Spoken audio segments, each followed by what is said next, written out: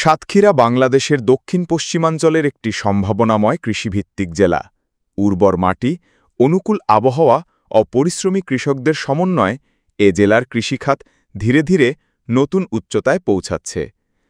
চলতি বছর সাতক্ষীরায় ১১,৬০৭ হেক্টর জমিতে চাষাবাদ হয়েছে, যার মধ্যে শুধু সদর উপজেলাতেই চাষ হয়েছে ৫,০২০ হেক্টর জমিতে। এ তথ্য নিঃসন্দেহে আশাব্যঞ্জক। সুপ্রিয় দর্শকবৃন্দ, এখন আমি অবস্থান করছি সাতক্ষীরা সদর শিবপুর ইউনিয়ন পরিষদের এই পাশে। আপনাদেরকে আজকে দেখাবো যে সাতক্ষীরা জেলায় বিগত বছরের চাইতে এই বছর কিন্তু পাটের উৎপাদন বেশি। কৃষকরা এই বছরে কিন্তু বেশি পাট তারা চাষ করেছে, কারণ কৃষকরা তারা বিগত বছরে যে পাটের দাম পেয়েছে সেই হিসাবে তারা কিন্তু এই বছর পাট চাষের দিকে ঝুঁকে পড়েছে। দেখেন আপনারা, আসলে পাটকে বলা হয় সোনালী আঁশ।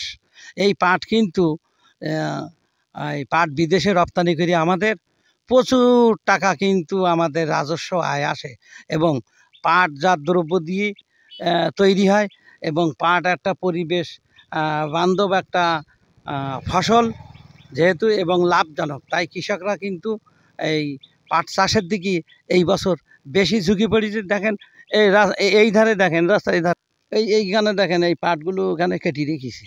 এবার কিন্তু এই পাটগুলো পচানে এর থেকে কিন্তু আঁশ বের করবে। এর থেকে আঁশ বের করার পরে এই পাট তখন বিক্রি হবে, এবং পাটকে একমাত্র বলা হয় সোনালী আঁশ।